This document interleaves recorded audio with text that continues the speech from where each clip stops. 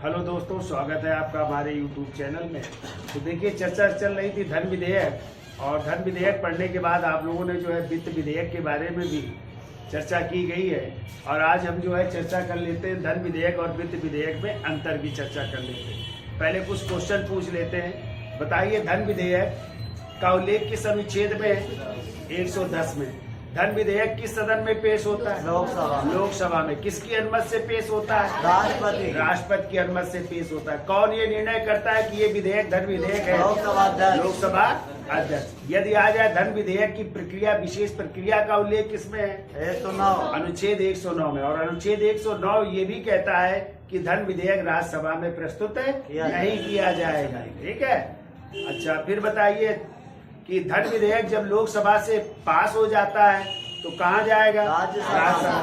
तो राज्यसभा को कितने दिन के अंदर उसे पास करना होगा? 14 दिन के अंदर। या तो वो पास कर दे या संशोधन के लिए पुनर्विचार भेज कर सकता है। उस संशोधन को मानना या ना मानना किस पर निर्भर करेगा? लोकसभा। मान लो राज्यसभा 14 दिन के अंदर ना तो पास करे ना संशोधन का कोई सुझाव दे, तो ऐसी स्थिति में क्या मान लिया जाएगा? हाँ, तो दोनों सदनों से जो है धन विधेयक को पास मान लिया जाएगा। ठीक है, तो ये याद रहेगा। चलिए, दोनों में अंतर स्पष्ट कर देते हैं, धन विधेयक और वित्त विधेयक में। तो लिखिए, पहला पॉइंट धन विधेयक में लिखिए, इसको पारित करने की प्रक्रिया अनुच्छेद 109 में है। इसको पारित करने की प्रक्रिया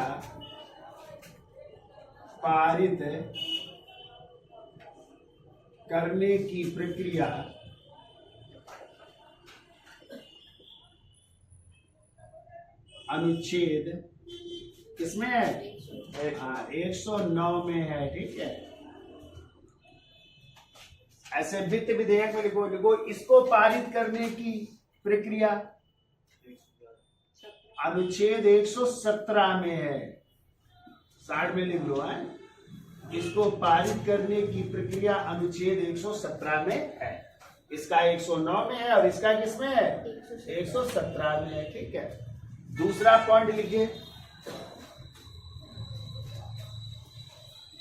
इसमें अनुच्छेद 110 में निर्दिष्ट विषय आते हैं। अनुच्छेद 110 में निर्दिष्ट विषय आते हैं। निर्दिष्ट विषय आते हैं। ठीक है। दूसरी तरफ लिखो इसमें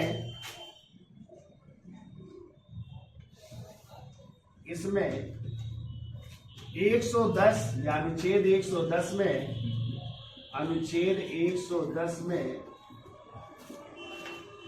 निर्दिष्ट विषय के अलावा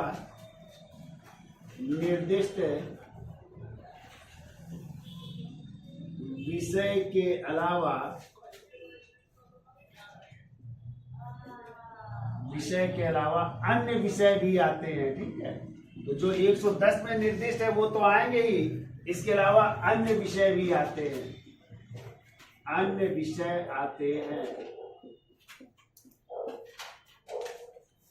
फिर तीसरा पॉइंट लिखो, धन विधेयक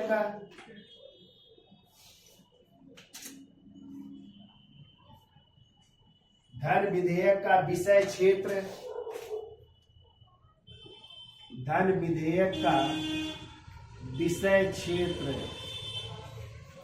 वित्त विधेयक की अपेक्षा सीमित होता है।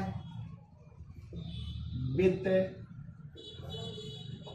विधेयक की अपेक्षा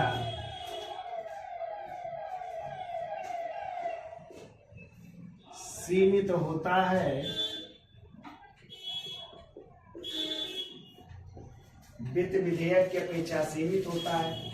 अतः प्रत्येक वित्त विधेयक धन विधेयक नहीं होता है। अतः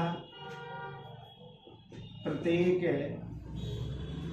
वित्त विधेयक वित्त विधेयक धन विधेयक नहीं होता है। धन विधेयक नहीं होता है।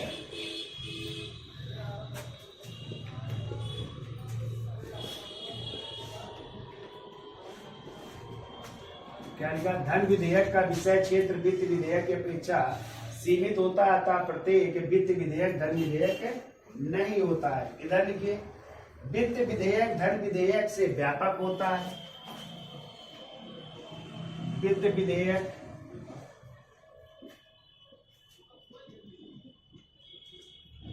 धन विधेयक से व्यापक होता है। धन विधेयक से व्यापक होता है।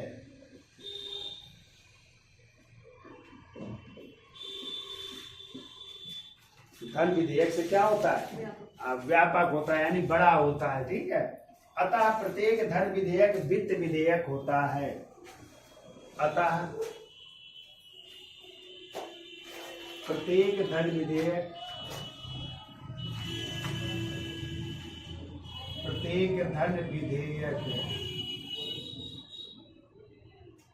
वित्त विधेयक होता है। वित्त विधेयक होता है। ठीक है। चौथा पॉइंट लिखिए, देखो, धन विधेयक को राज्यसभा में पेश नहीं किया जा सकता। धन विधेयक को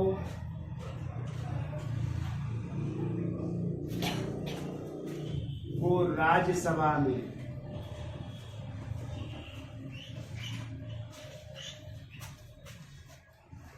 पेश नहीं किया जा सकता।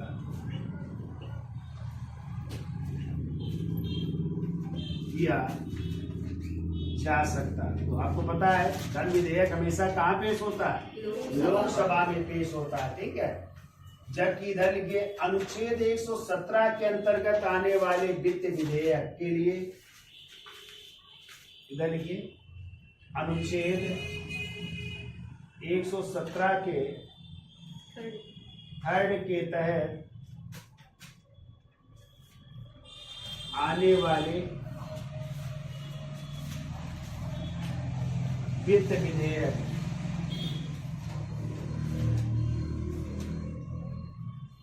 के लिए राष्ट्रपति की अनुमति आवश्यक नहीं होती है। ठीक है। जबकि आपको पता है कि धन विधेयक को प्रस्तुत करने के लिए राष्ट्रपति की अनुमति क्या होती है? आवश्यक होती है। इसी में एक और अनुच्छेद 117 का फर्स्ट, ठीक है, यदि वो पेश होगा तो उसमें भी राष्ट्रपति की अनुमति आवश्यक होती है। जबकि 117 के थर्ड के तहत आने वाले वित्त विधेयक के लिए लिख लो, राष्ट्रपति की सिफारिश आवश्यक नहीं है। वित्त विधेयक के लिए राष्ट्रपति की सिफारिश आवश्यक नहीं है। सिफारिश आवश्यक नहीं है। सिफारिश आवश्यक नहीं है। आगे लिखो, इसके अलावा अन्य वित्त विधेयक भी राष्ट्रपति की सिफारिश पर किसी भी सदन में पेश किए जा सकते हैं। इसके अलावा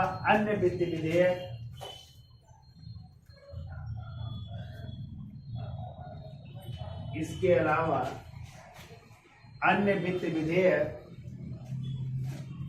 भी राष्ट्रपति की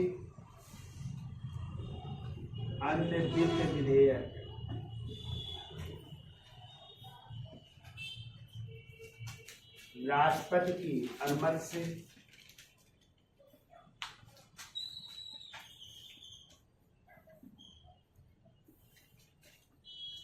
देखो, राष्ट्रपति की अनुमति से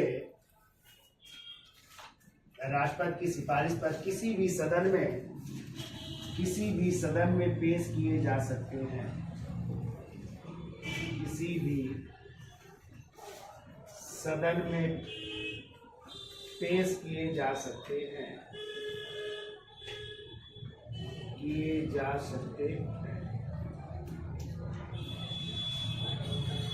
फिर ये 5वां नंबर,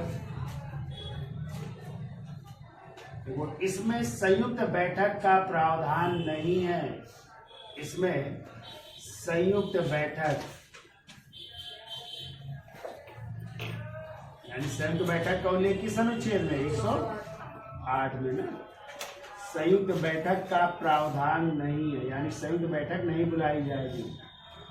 प्रावधान नहीं है। इधर लिखिए, इसमें संयुक्त बैठक बुलाई जा सकती है। इसमें संयुक्त बैठक बुलाई जा सकती है। संयुक्त बैठक बुलाई जा सकती है। तब तक कितनी बार संयुक्त बैठक बुलाई गई है? 3 बार बुलाई गई है। कब बुलाई गई थी पहली बार? 1961 में। प्रधानमंत्री कौन थे? पंडित जवाहरलाल। किस मामले में? दहेज प्रथा कानून आया था। और दोबारा कब बुलाई गई? 78 में। उस समय मोरारजी देसाई थे। कौन सा कानून? बैंकिंग कानून के लिए बुलाई गई थी। और तीसरी बार 2002 में, ठीक है। उस समय प्रधानमंत्री थे अटल बिहारी। तो कौन सा कानून बना? POTA, prevention of terrorism act, यानी आतंकवाद निरोध अधिनियम आया था, ठीक है। तब तक 3 बार बुलाई गई है संयुक्त बैठक। ठीक है, अगला पॉइंट 6वां नंबर लिखो, धन विधेयक को राष्ट्रपति पुनर्विचार के लिए नहीं लौटा सकता। धन विधेयक को राष्ट्रपति पुनर्विचार के लिए, राष्ट्रपति पुनर्विचार के लिए नहीं लौटा सकता।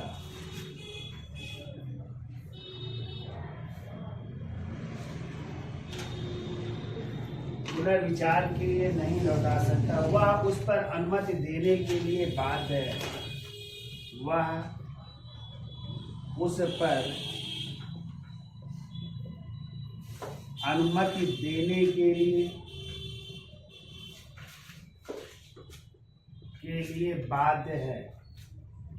आपको पता है कि धन विधेयक को राष्ट्रपति पुनर्विचार के लिए नहीं लौटा सकते। उस पर उनको सिग्नेचर करना पड़ेगा, क्योंकि वो उन्हीं की अनुमति से लोकसभा में पेश किया जाता है। उधर लिखिए, वित्त विधेयक को राष्ट्रपति पुनर्विचार के लिए लौटा सकता है। वित्त विधेयक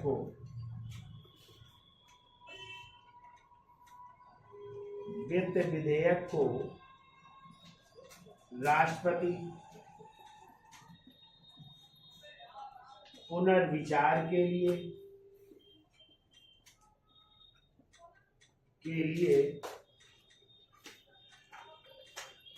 लौटा सकता है।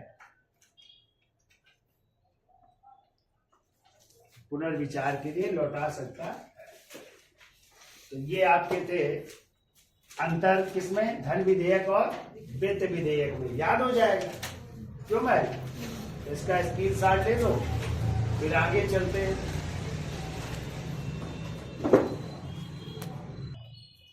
तो हेडिंग डाल लीजिए, विनियोग विधेयक अनुच्छेद 114। तो लिखिए, विनियोग विधेयक भी लोकसभा में प्रस्तुत किया जाता है। विनियोग विधेयक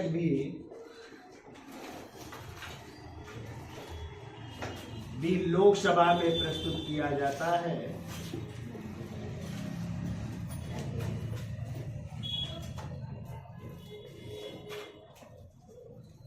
लोकसभा में प्रस्तुत किया जाता है। देखो, प्रत्येक विनियोग विधेयक धन विधेयक होता है। प्रत्येक विनियोग विधेयक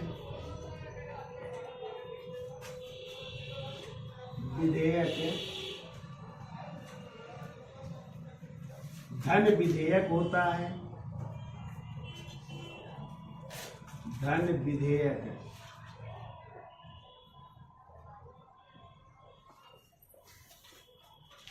विधेयक होता है। देखो, और उसे धन विधेयक की प्रक्रिया के अनुसार ही पारित किया जाता है और उसे धन विधेयक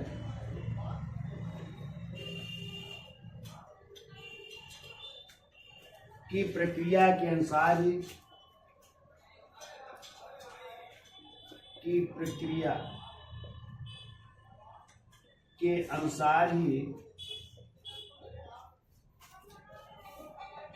पारित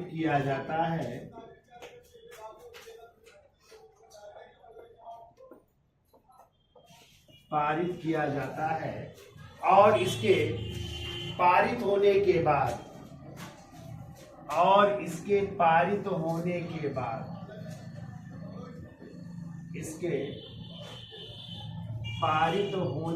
बाद सरकार को संचित निधि से धन निकालने का क्या मिल जाता है? अधिकार मिल जाता है। और इसके पारित होने के बाद सरकार को संचित निधि का उल्लेख किस अनुच्छेद में है? हाँ, तो संचित निधि यानी अनुच्छेद 266।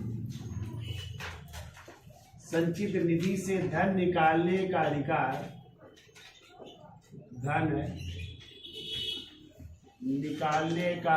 मिल जाता है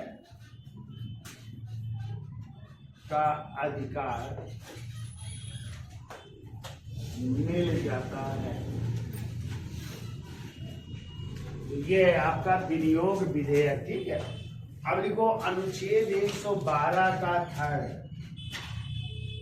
अनुच्छेद 112 का थर्ड नंबर, और इसमें है संचित निधि द्वारा भारित व्यय, संचित निधि द्वारा भारित व्यय, यानी संचित निधि का खर्च, जो संचित निधि का रुपया है वो कहाँ कहाँ खर्च होता है। तो आपको पता है संचित निधि से बहुत से लोगों को वेतन दिया जाता है। किसको वेतन दिया जाता है, किसको पेंशन दी जाती है, एक जगह लिख लो, है याद रहेगा आपको।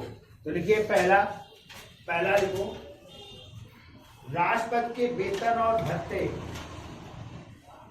राष्ट्रपति के वेतन एवं भत्ते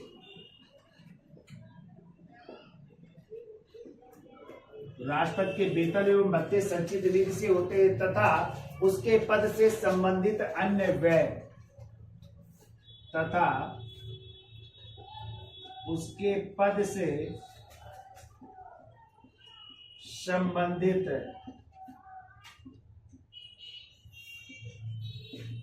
व्यय जो और भी खर्च होंगे वो सब भारत की संचित निधि से दिए जाएंगे। ठीक है, फिर वो राज्यसभा की सभापति, राज्यसभा के सभापति, और राज्यसभा के सभापति कौन होते हैं? भारत के उपराष्ट्रपति। लेकिन उनको उपराष्ट्रपति के रूप में वेतन नहीं दिया जाता है, बल्कि किस रूप में मिलता है? राज्यसभा के सभापति के रूप में। तो लिखो राज्यसभा के सभापति तथा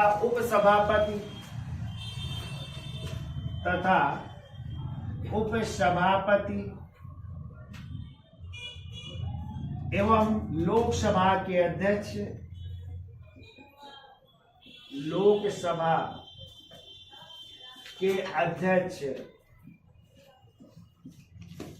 एवं उपाध्यक्ष के वेतन भत्ते हैं। उपाध्यक्ष के वेतन भत्ते तो सभापति, उपसभापति, लोकसभा अध्यक्ष और लोकसभा के उपाध्यक्ष के वेतन भत्ते भी संचित निधि से दिए जाते हैं। ठीक है, फिर वो भारत के नियंत्रक एवं महालेखा परीक्षक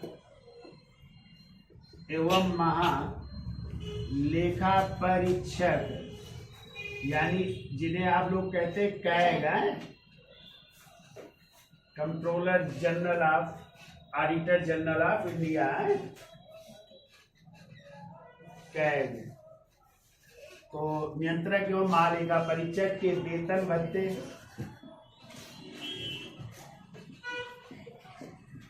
एवं पेंशन है। अगला लिखिए, चौथा नंबर, उच्चतम न्यायालय के न्यायाधीशों के, यानी सुप्रीम कोर्ट के, उच्चतम न्यायालय के न्यायाधीशों के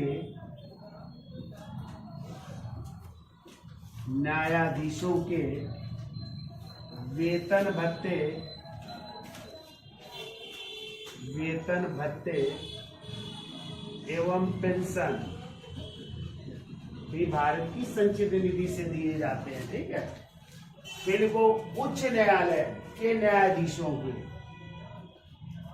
ये तो उच्चतम सुप्रीम कोर्ट है, अभी वो हाई कोर्ट के, उच्च न्यायालय के न्यायाधीशों के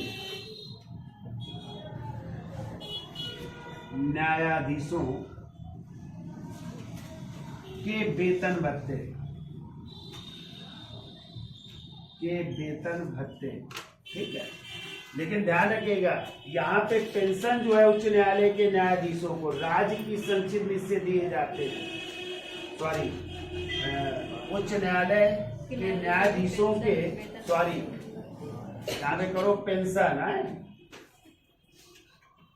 उच्च न्यायालय के न्यायाधीशों की पेंशन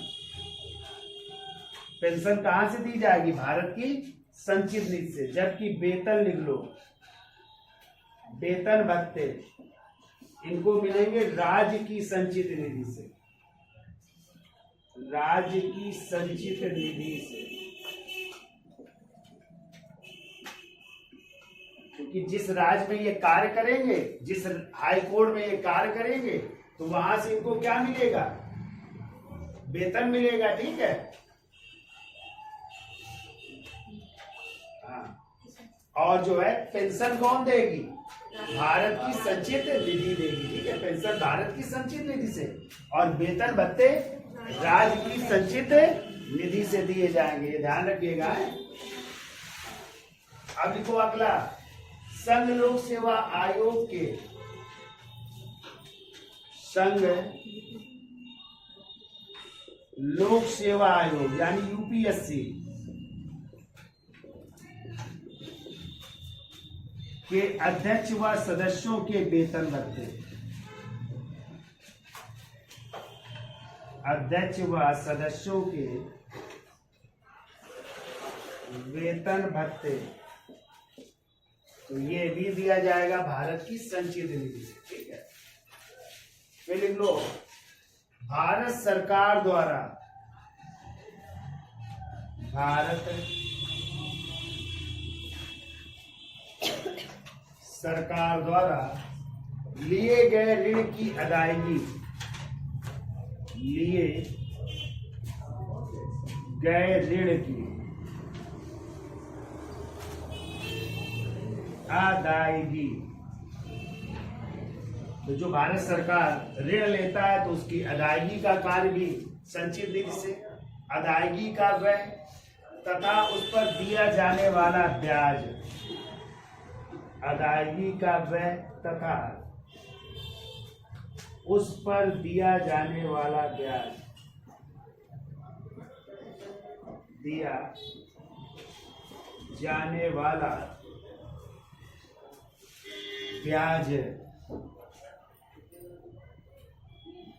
ब्याज व उससे संबंधित व्यय, उससे संबंधित व्यय, तो ये सब जो है भारत की संचित निधि से दिए जाते हैं। ठीक है, ये भी लिख लीजिए। फिर देखो अनुच्छेद 100